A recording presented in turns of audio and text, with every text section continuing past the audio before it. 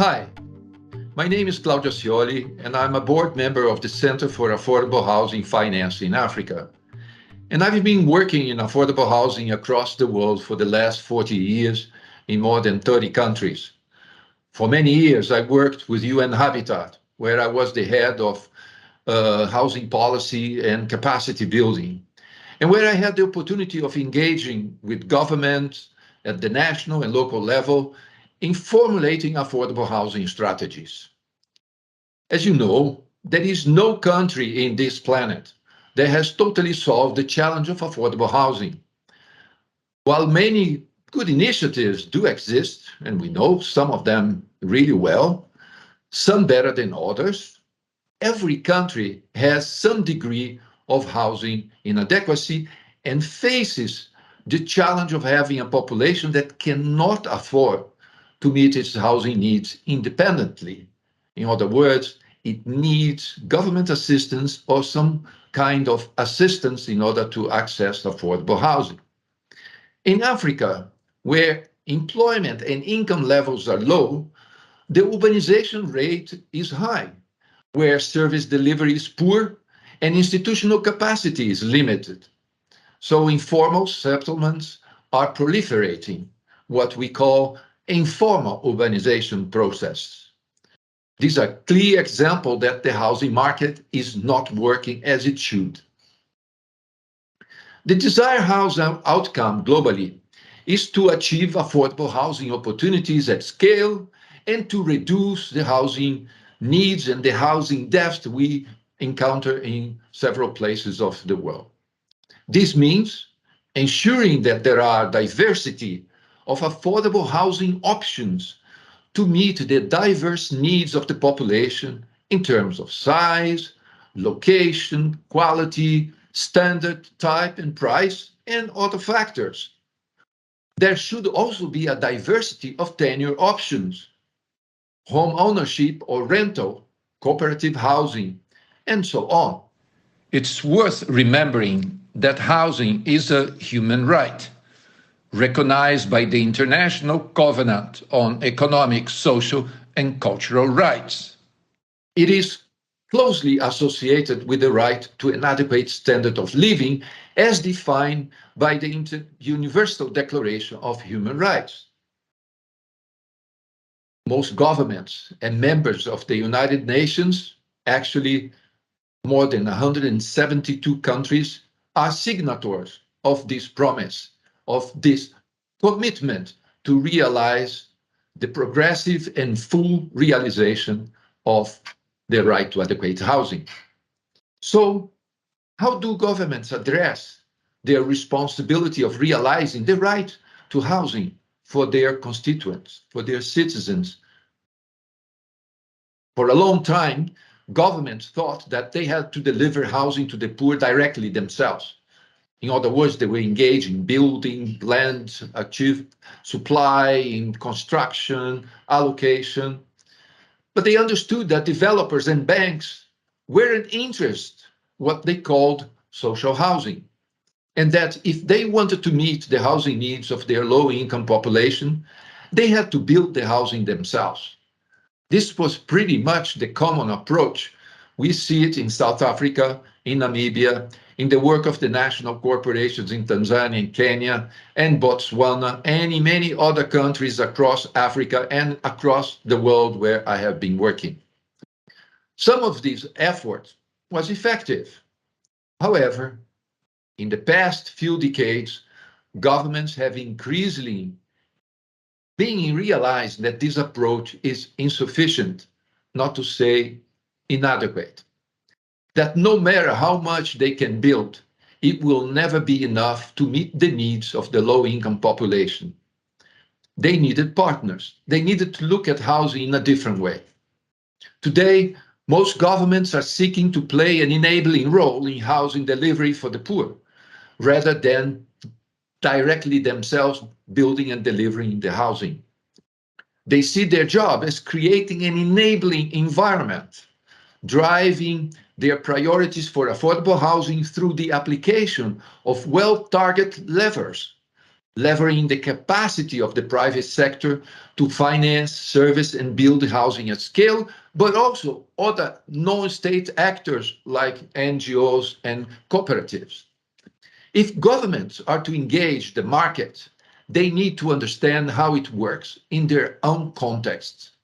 This is one of the reasons that we put together this course to help governments, practitioners, policymakers to develop an understanding of their own local housing markets, their local challenges and problems they face when dealing with delivering affordable housing.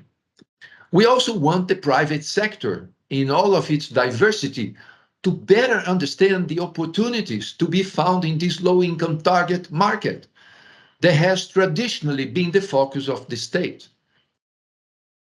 It's necessary to underline that this is badly needed. So many market players are talking about public-private partnerships in affordable housing delivery. We hope that this course will help them understand what this really means in practice and give them the tools to make sure this can happen in a long-term, short-term, in a sustainable manner. So how do we start? Well, we first need to have a basic understanding of how the housing market works. On the housing supply side, the housing market includes the availability of land, particularly service land, so we're talking about the provision of infrastructure, the availability of building materials, and the organization of the building industry with contractors, builders, and other professionals. The housing unit itself includes the physical structure as well as the services that are delivered through it. Water, sanitation, energy, and nowadays we're even talking about fiber optics and other types of cabling and infrastructures. And outside the home, obviously, we need the drainage, the roads, access roads, and the network cables. The demand side for housing refers not only to the need for housing, but also to the willingness and ability of households to access housing and be able to pay for it. This has to do with housing affordability, which is a function of household income expenditure and access to finance, including the depth of the mortgage market, tenor available, and interest rates. Several of these elements impact the demand side. Household size in life stage, the nature of employment, and other income expectations, labor market mobility, the rate of new household formation, so how quick families and households are being formed, and other factors. Where the housing market is perfect, equilibrium, there is adequate supply of building materials and labor and finance to deliver the required housing at the right price to meet the diversity of housing demand. So that prices find the perfect equilibrium. But if that doesn't exist, we know it doesn't exist in many countries. So governments can mediate through policies the performance of the housing market. However, the rate and price of delivery with good policies and legal regulatory frameworks. So interventions that are not necessarily focused on building housing, but creating an effective and well-performing housing market. Then it is possible to design solutions that are adequate and affordable to different income groups in society. It is important to remember that housing is a durable, long-term asset. It is therefore not only important to build new housing, but also to ensure that existing housing is maintained so that it continues to perform as an asset for both its owner and whoever lives in it. and for the wider city in the long term.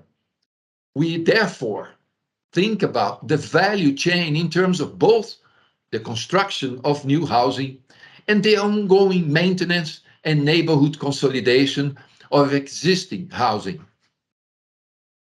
To define and target housing intervention to suit a country's conditions, professionals, policymakers, governments in general need to assess the housing sector. At UN Habitat, we developed the housing profiles, which is one of the tools. These offer a practical guide to policymakers, and they were rolled out in a number of African countries, in Asian countries, in Latin America. We have something similar at CAF. Every November, for example, we produce a yearbook of housing finance in Africa, profiling the housing sectors in all 54 countries in Africa, and outlining the performance of the overall economy, access to finance, issues related to housing affordability, housing supply, the property market, the policy and legislative framework, and obviously market opportunities and a wealth of information about how the housing sector is organized, indicators about housing in all these various countries. At UN Habitat, we also developed the Housing Barometer. This is a rapid housing sector analysis tool that indicates how the housing sector is structured and where bottlenecks are, so that policies can be designed effectively to resolve some of these bottlenecks without necessarily having to go on the field to collect the necessary data. So it is a tool that is used with the knowledge that exists in place within policymakers. And that is very important to know, because we very often don't have the resources to actually go in the field and do the proper market analysis and field survey that is necessary to actually build a robust knowledge of the housing sector. Now, CAF has also developed the housing economic value chain methodology to track the performance of the economic value chain for housing. And from this, we were able to calculate the impact on housing on GDP, for example, and on job creation. These products require in-depth data collection to establish what is and what is not functioning, and determining where distortions is in our barometer. We then identified key areas for intervention. And these are very important tools to support knowledge creation and ability to take decisions in housing policy. For example, in Mexico, although the housing finance sector and the building material industry were both very well developed, we identified and defined quite clearly that there were critical problems with the availability of urban land and infrastructure that were putting pressure on affordability. Housing became really unaffordable for the target population.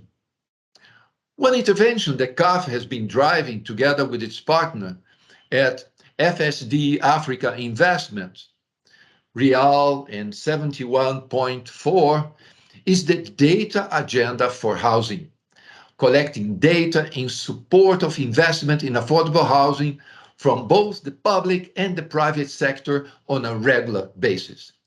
This is a fantastic initiative that provides the necessary information that comes directly from practitioners, both from the public and private sector.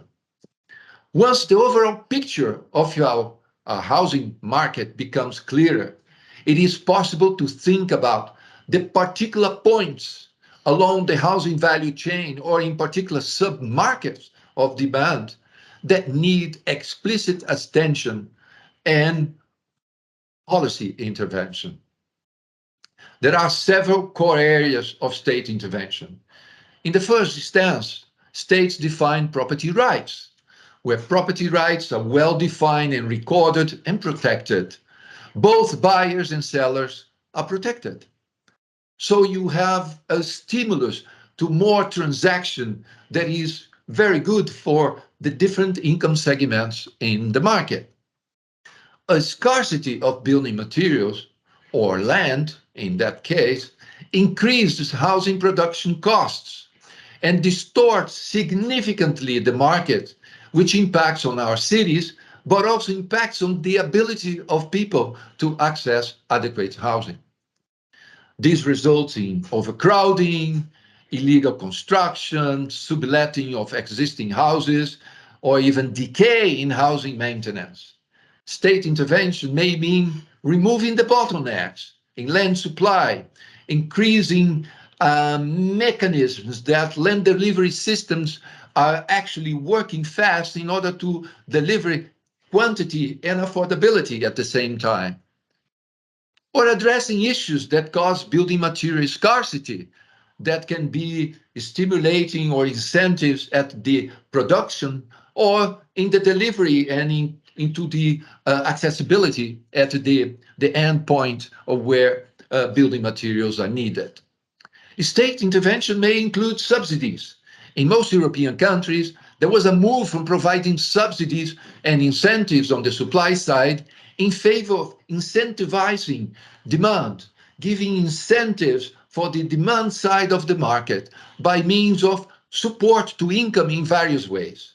So demand side subsidies provide households with the necessary subsidy support on income so that they can allocate less of their available income to housing costs, which means more available income to spend in the economy and not jeopardizing the realization of other human rights and other basic needs of the household. This might be in the form of cash transfers, concessions, housing vouchers, fiscal incentives, direct interest rate subsidies, and even rent subsidies for those who are tenants. Urban planning and design are also key interventions, well applied at local level in making planned land available for housing development, building typologies, using different densities, different types of housing, row housing, multifamily, single family housing, detached or semi-detached units are all defined through building norms. So interventions that combine land occupation and the norms that regulate building activities. They are connected to the plans that define how we use land, how much we can build on that land, and also the parceling of the land. These planning decisions define urban densities and the urban form of cities. This is an important relation between the housing sector and urban development and cities that makes very strong the connection between cities and housing. For example, high density settlements require facilities to support the high number of people living there. At the same time, such densities allow for economies of scale that can improve affordability and accessibility. And if housing, jobs, and transport are not considered simultaneously with decisions on housing and building, allocating investments in housing, we produce environments where people have long commutes to work, which generates enormous emissions on one hand and produce significant impacts on city climates. There are predatory models of urbanizations, what I call predatory, provided by interventions or policies. Planning decisions through development approval process can also impact the time taken to complete the construction of a housing project. And that affects the project cost too. Often the longer the project takes, the costlier it becomes. Many developments stall because of bottlenecks in the approval process and become in the end unaffordable and very often abandoned for a number of months. Local governments, however, have the authority to intervene and expedite this process, and we see that over and over. Finally, housing finance increases the capacity of households to access housing options. A lack of sufficient housing finance produces disequilibrium in housing demand. State policies impact on access to finance. And where housing finance is available, the ability to pay of people for housing increases dramatically, We need to bear in mind that investment in housing is one of the most important and most expensive decisions in the life cycle of a household. All these are things that the state can consider as it develops a policy to encourage private sector participation in addressing the housing needs of low-income households.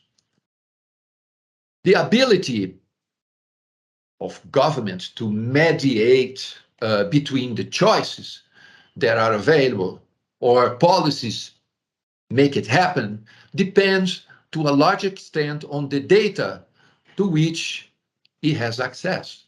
So information, evidence-based decision-making is fundamental for successful housing policy making and implementation.